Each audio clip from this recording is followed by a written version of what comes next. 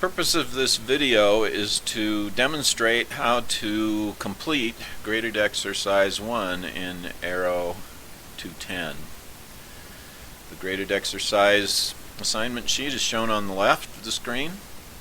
It says that we must make a design mission diagram and a table that shows the reference parameters for each leg of the mission. Down there where it says design mission table and diagram, it says create a table and diagram for the offensive counter-air mission specified in the RFP for the AATF, and do this in a spreadsheet with columns for each mission leg, and then I guess in the rows are altitude, Mach number, distance, and time, and then pressure, temperature, density, speed of sound, velocity, and dynamic pressure for each leg. And whichever one is specified, distance or time, will calculate the other one for each leg. So to do this, we need to set up our spreadsheet, and we need to look at our RFP. So I'll pull up the RFP. Attachment 1 is the AATF Offensive Counter-Air Mission. I'm just going to copy that title and put it here, and I'll left justify it, and I'm even going to copy the configuration. Why not? Make it look nice. And again, left justify that. So I could move that over a cell, I guess, and then it'll look more like the original attachment. So I'm going to have all these legs. They're not going to be one below the other. They're going to be one to the right of each other. So I'm going to have a leg label here, and then I'm going to start with start taxi takeoff, then climb. Actually, there's an acceleration before the climb, so I'll call that accel. Then I'll have a climb. Then I'll have a cruise. Then I'll have a super cruise. Little typo there. That one doesn't quite fit, so I'm going to expand the cell a little bit so it fits. Then I'm going to have a shoot. No, first I have combat. Then I have shoot. So we have to do all our turns with the air-to-air armament on board. And then I egress. And that egress includes the climb to my super cruise altitude. And I super cruise, and again that cell's too narrow. I could just double click up here, and then I cruise. And then it says descend, but no credits given, so I don't need to really model that leg. And then reserves. I actually use that reserve fuel to land. So that's my mission, and then the assignment sheet tells me what I need to list. Altitude in feet, and once again I need to widen that a little bit. Mach number has no units.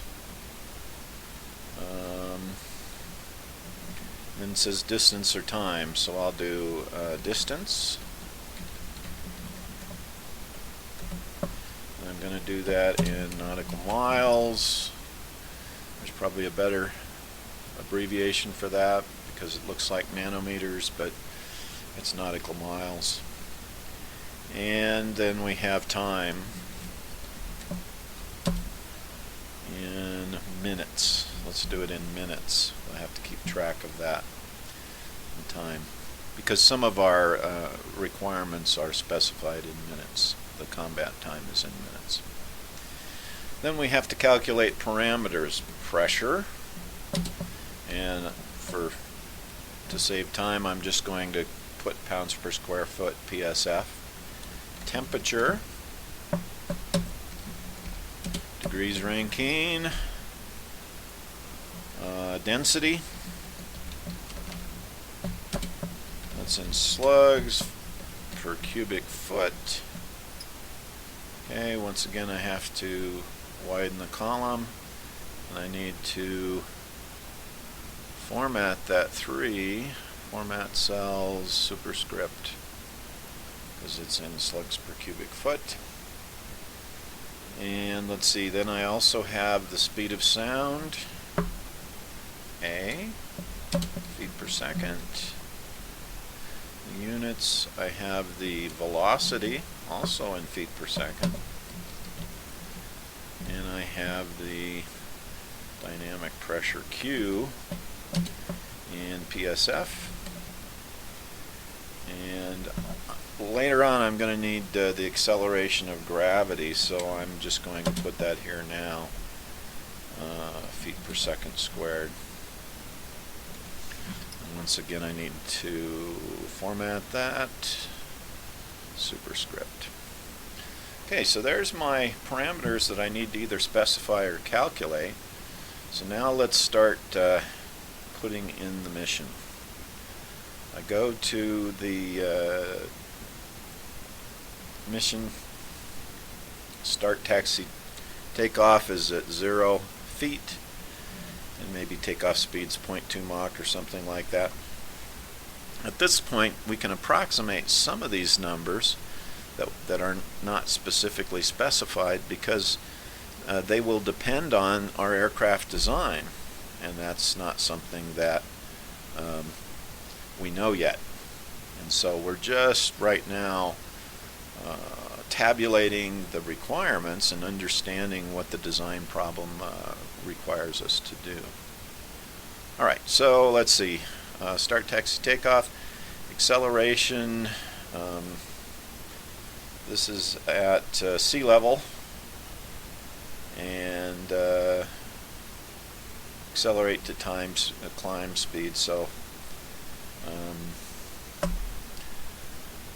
the Mach number, the climb speed's 0.9, so let's put that there. Then we're going to climb at 0.9 Mach, it looks like, or some other climb speed, but for now we'll just say 0.9 Mach. And we're going to go all the way to 35,000 feet. But the climb goes all the way from sea level to 35,000 feet, so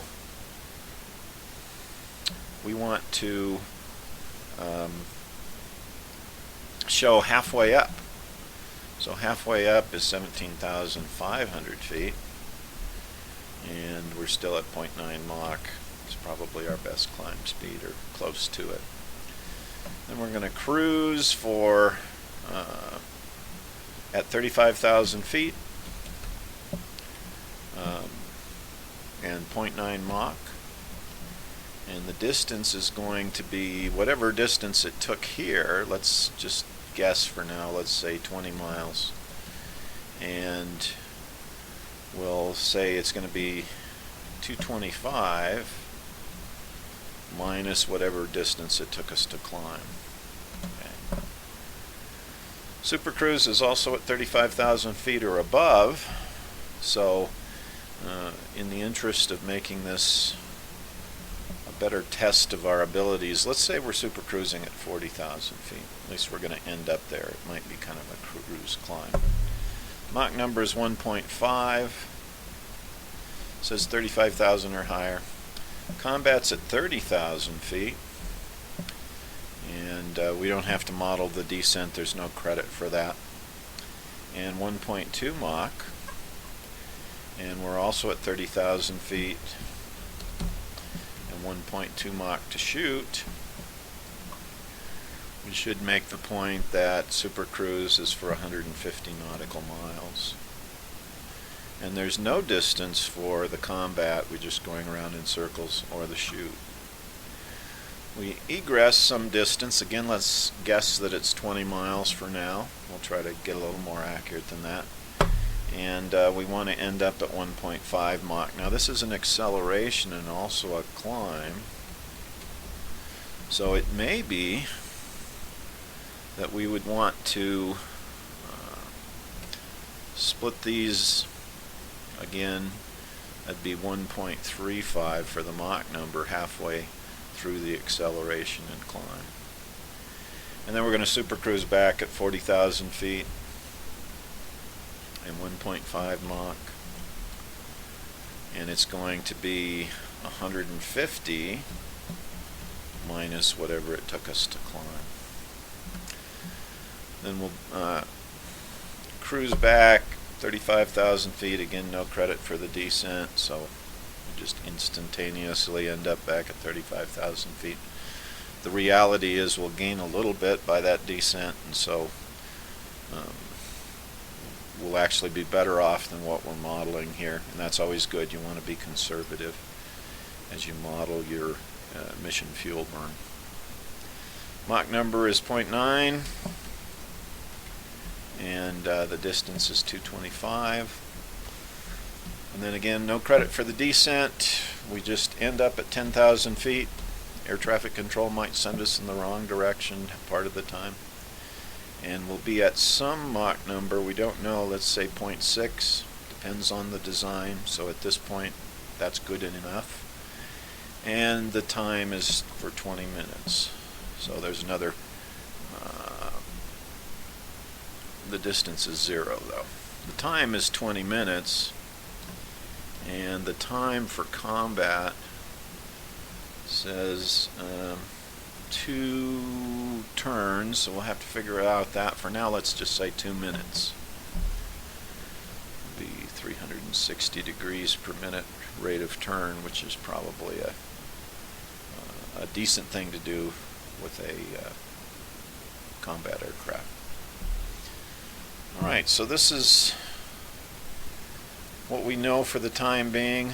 Let's say 10 miles here. There's essentially no distance. It's whatever your takeoff distance is, and you might be pointed in the wrong direction, so those don't really help us along the way. And then we've got time. It says 30 minutes ground time, and then the acceleration might take 2 minutes or something like that.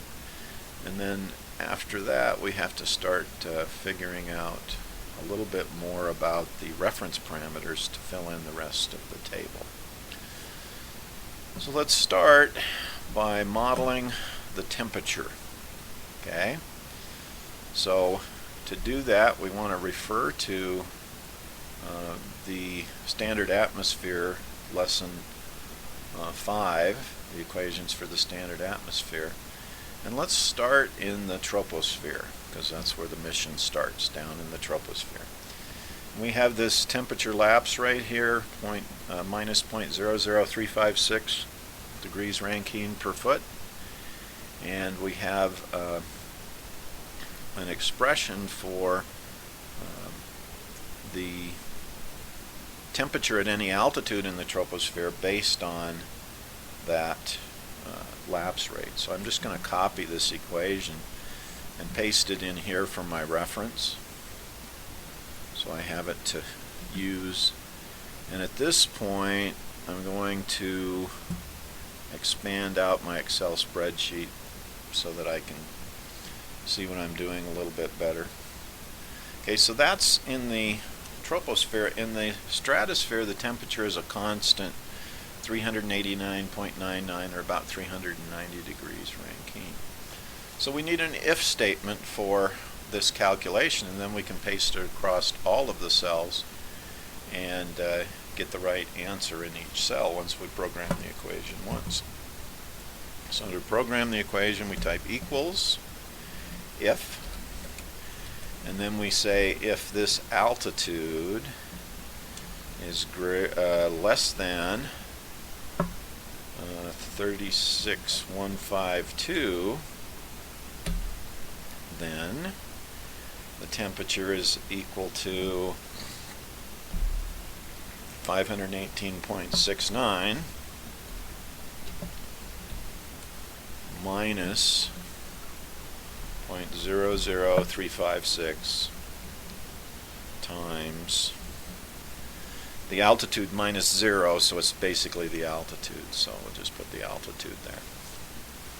All right, and I think that does the job. Okay, that's the correct temperature. We should be able to copy this all the way across. And something's wrong.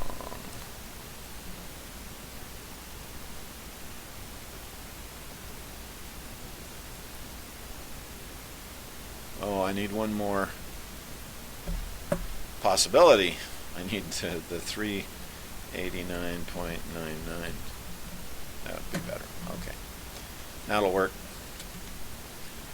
I didn't have my whole equation in there. So there's the equation. Just look at it one more time. So it's if there's a test, a logical test, and if the logical test is true, this is the equation. If the logical test is false, that is the equation. We'll do the same thing for pressure. Go in here and we'll get the equation for pressure for the troposphere. I'm going to paste that right up here so I have it for reference. And we'll also get the equation for the stratosphere, which is on the next slide. There's the equation for the stratosphere. Alright, we go to Excel, we paste it in here. Those are the two equations we need to use, just so I don't get confused. This is troposphere. This one is stratosphere. And now I need to program them. Alright, so the pressure is, this shows the ratio, but P1 is the starting pressure. The P is the pressure at whatever altitude you're at. So I'm just going to multiply these out so that P equals P1 times what's there on the right side. So this one equals, and it's going to be a if again,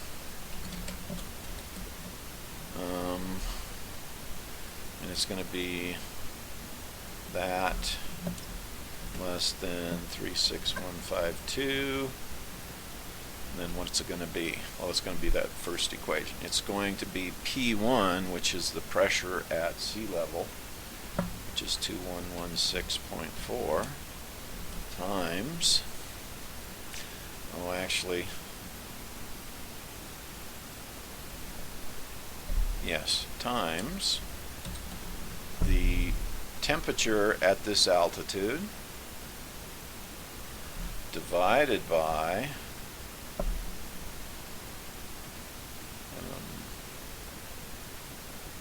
wish I could see it there. It's 518.69. It's 518.69. Okay, so that's our temperature raised to the minus G. I said I was going to need G, but then I didn't put the number in. Divided by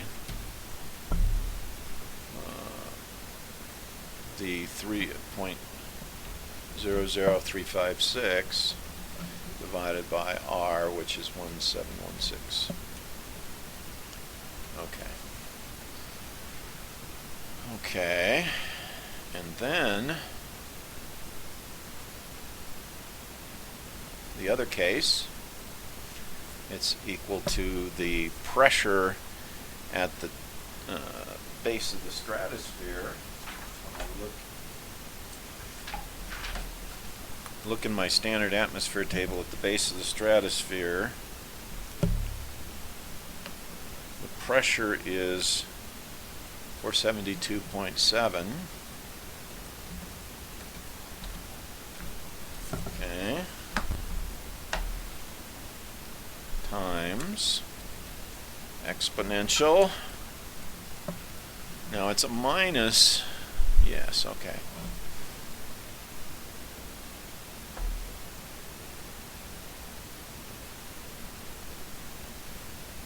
Okay, just to be clear here, this .00356 is minus, and that says minus, but the minus should cancel out. It's a minus there, but the t sub h is a minus, so those two minuses should cancel out. Alright, back to the other part of the equation. We've got e to the minus g, okay, slash 1716 slash the temperature,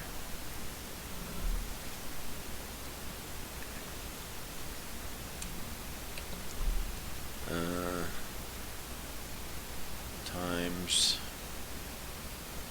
h minus h1, so it's the altitude here minus 36152,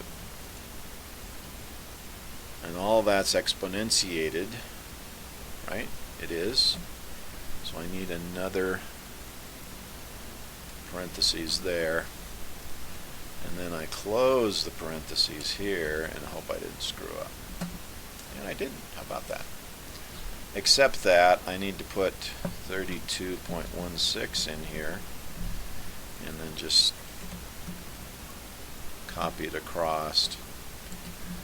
Notice I didn't just copy the number, I copied a cell reference so that if I needed to change this to say 32.2, because some books approximate, I change them all at once, but Control Z, change it back. Alright, so if I did this right, I should get the pressures at all these different altitudes. And I can check those are good pressures based on the standard atmosphere. Let's check the one at 40,000 feet because it's the one that uses the different equation. 40,000 feet, the pressure should be 393.1, right on. And 35,000 feet, the pressure should be 499.3. So it's all just a matter of round off error. We are calculating these things correctly. And that's good. And then density, we just use the equation of state, or the perfect gas law. Rho equals P over RT, so it equals P divided by 1716 divided by the temperature. And that checks again. That's what it should be at sea level. If I copy these across, and they are the correct values everywhere. Speed of sound, we have the definition of that, the equation for that. It's the square root of gamma RT. So equals 1.4 is gamma for air. 1716 is R, and there's T. And we take all that to the 0.5 power. And that is the correct value of the speed of sound at sea level. Correct values of the speed of sound at all the different altitudes. Now velocity, if we know the Mach number and the speed of sound, we know the velocity. So that equals the Mach number times the speed of sound. Once again, we copy that all the way across. Okay, and so we've got a velocity of every altitude. Density, we know the dynamic pressure is 1/2 rho v squared, so equals 0.5 times the density times the velocity squared. There's our dynamic pressure. Okay, and the only other thing we have to do is calculate some distance, some times. Okay, so I'm going to say I think we can climb to, or that we can accelerate here in 2 minutes to the necessary climb speed. And so if I'm accelerating to 0.9 Mach, so it should probably be 0.55. I'm accelerating from 0.2 to 0.9, so halfway in between is 0.55 Mach. Then if I'm going 0.55 Mach for 2 minutes, this is in feet per second, Okay. So I'm going to say that we're going to go equals. So right now I've got minutes and feet per second. So I've got a velocity times a time, but I've got minutes and seconds times 60 would be, now I have it converts minutes to seconds, and so now feet per second times seconds gives me feet, but I'd really like this distance in nautical miles, so I'd have to divide by 6076. Okay, so that's how far that'll go. That one doesn't add, again, the runway might be pointed in the wrong direction, so that we might actually be going the wrong direction after we get airborne and accelerate to climb speed, so we don't start subtracting from the total distance for the acceleration, but we do for the climb. Okay, same calculation for the climb actually. Let's copy this over here. It's going to come out 0 initially, but if I say I think it's going to take me 5 minutes to climb, again, that'll depend on the aircraft characteristics, and that might be a reasonable distance, it might not. So now we have a distance and we have a speed, we have to figure out how much time it's going to take in minutes. So we want to divide the distance by the rate. So let's say this distance, but we've got a rate in feet per second, so we need to change this into feet. So now we've got a distance in feet divided by the time in minutes, but we need the time in seconds. So I'm sorry, divided by the velocity in feet per second, so we get an answer in seconds, and then we want it in minutes, so we'll divide it by 60. That's the right thing. Okay, so that's how long it's going to take. And this should be the correct equation for this leg, and for this leg, and for this leg. This egress here, once we specify a time, to accelerate from Mach 1.2 to 1.5 is only going to take a minute or two. If it takes 2 minutes, this airplane doesn't perform very well. So let's put 2 minutes just to be safe, and then we can use this equation to calculate how long that's going to be. Okay, there's the distance. We had our other equation set up there to work out how much further we have to go, and then the only other thing is it takes no time to shoot. We're not modeling any time for shooting. So we have our full table built. We have all our calculations. We can check them with the standard atmosphere, and all of the mission times are reasonable. There's a lot more we could do with this table, but the thing that the assignment sheet requires us to do with the table is to plot it. It says show mission diagram as an Excel scatter plot with distance as the horizontal axis and altitude as the vertical axis, and label the legs. Okay, so we need to make a scatter plot. Okay, and the distance here, so we're going to need total distance. We're going to need to plot. I'm going to take altitude down here.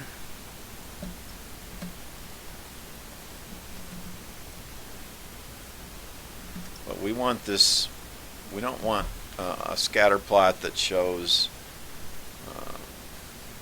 different legs, it becomes some kind of a little cluster or look like a star or something.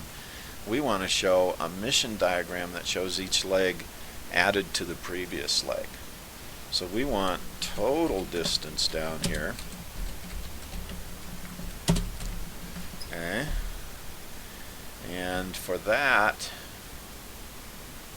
we will take the previous cell and add the next cell to it. Now remember we said we weren't going to include the distance for the acceleration in our mission total, so I'm going to leave that 0. But then this one I'm going to say equals the previous one plus this distance. Okay? And then if I copy this over, it should give me the total distance. 750 nautical miles total, which it's a 375 mile radius, so that's correct. And this is what we want to plot right here. So I'm going to highlight all this, and I'm going to insert a scatter plot. I want straight line segments. I don't think I want the symbols. Okay. I think I want to exchange the axes. I don't want it. Let's see. So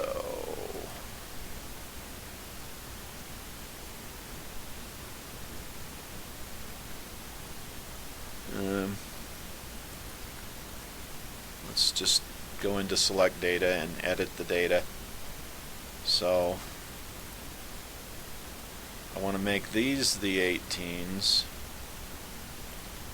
and I want to make these the 17s. Okay.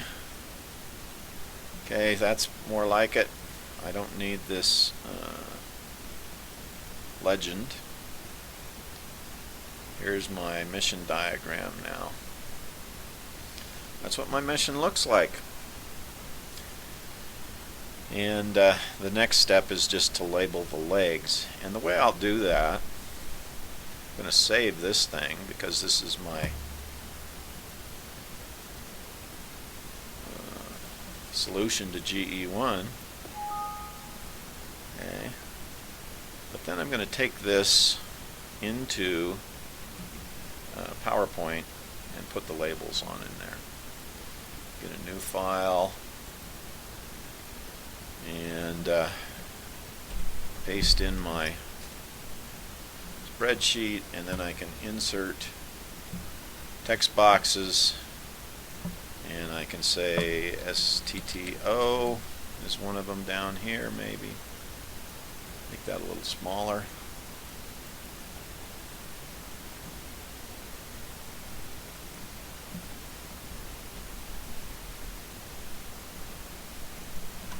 Make this, just copy it. Next one is climb.